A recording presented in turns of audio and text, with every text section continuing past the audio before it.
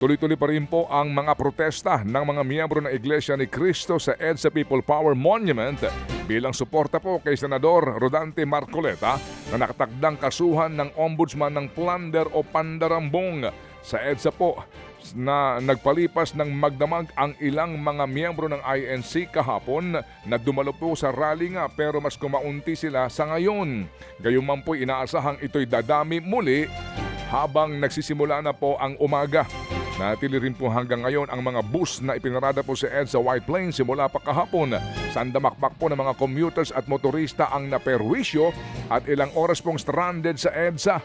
Nang sorpresa nga po o bigla ang mag-rally at iharang ng mga taga-INC ang naturang mga bus sa EDSA kahapon na madaling araw. Nagkaroon ng tensyon nang magkatulakan ang mga relihista at mga pulis. Meron din pong mga inaresto dahil sa manoy panggugulo. Wala pong inisyal na permit ang mga relihista pero nakakuha po sila kinahapunan. Sa pahayag mo naman ng INC, sinabi po nila ang rally pagpapakita ng suporta kay Marcoleta, nakakasuhan po ng Ombudsman ng plunder. Ito'y nag-uugat sa 75 million pesos na campaign donation na tinanggap ng senador pero hindi niya idineklara sa kanyang sose at salin bilang congressman. Sa kaugnay na balita, umalma po si Senator Rodante Marcoleta sa nakatakdang pagsasampa ng kasong plunder laban sa kanya. Ang giit ng senador, binibueltahan lamang siya dahil nga sa pinangunahang investigasyon niya sa flood control scandal noong chairman pa siya ng Senate Blue Ribbon Committee. Anya, planado ang pagsasampa ng kaso laban sa kanya para maproteksyonan ang umano'y tunay na nasa likod ng katiwalian. Naniniwala rin si Marcoleta na posibleng pagtatangka ito na mapatahimik siya bago pong impeachment trial ng vice-presidente. Layon daw nitong mabawasan ang mga kaalyadong senador ng bise na lalahok sa paglilitis. Una nang nilinaw ng ombudsman na walang halong politika ang pagsasampang kaso kay Marcoleta. Nag-ugat ito sa hindi raw pagdeklara ng senador sa natanggap na 75 million pesos na campaign donations noong taong 2025. Samantala, dumalo din po sa rally ng INC kahapon ang ilang kaalyado ni Marcoleta at ni Vice President Sara Duterte. Kabilang po sa gumanap doon ay sina dating anak kalusugan Party List Representative Mike Defensor na dawit din sa kasong plunder na isasampa daw ng ombudsman laban kay Marcoleta.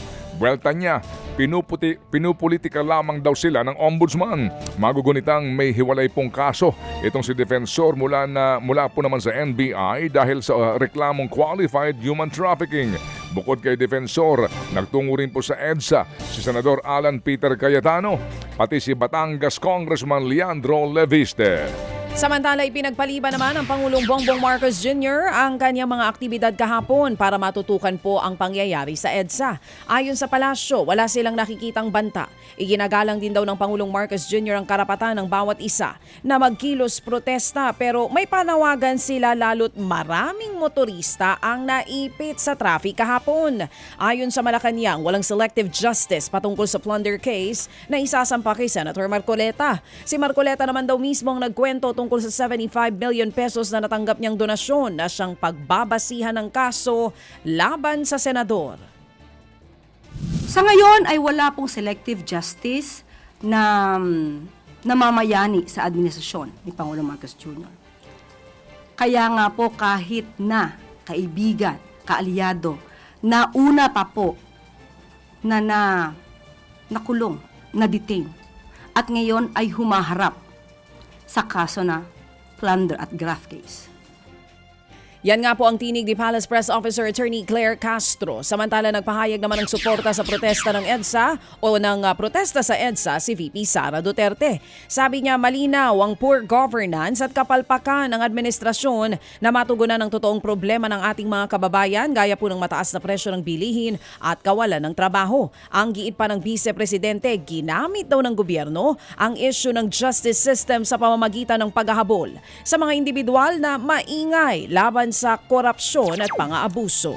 Isinailalim po naman ng AFP sa Red Alert status ang lahat ng units nito sa National Capital Region. Bunsod nga po ng rally na inilunsad ng INC sa EDSA. At ayon sa AFP, ito'y bahagi ng kanila pong standard operation at protocol para nga tiyakin na handa ang mga sundalo at ilang pang assets nila na tumugon kung kinakailangan. Tuloy-tuloy po ang koordinasyon ng AFP sa PNP, kaugnay pa rin po sa seguridad ng rally sa EDSA. Sa kabila niyan, niliwanag rin po ng militar na nanatiling profesional ang kanilang hanay at wala silang pinapanigan. Mga kapatid, patuloy po kayong tumutok sa 105.9 True FM para sa totoong balita, impormasyon, music and entertainment. Mag-subscribe sa aming YouTube channel at podcast at sundan nyo kami sa Facebook, Instagram, X at TikTok sa True Network PH. Bisitahin din po ang aming official website, truefm.ph. At panoorin din kami sa True TV Signal, Channel 19. Kami po ang 105.9 True FM. Laging true sa'yo, kapatid.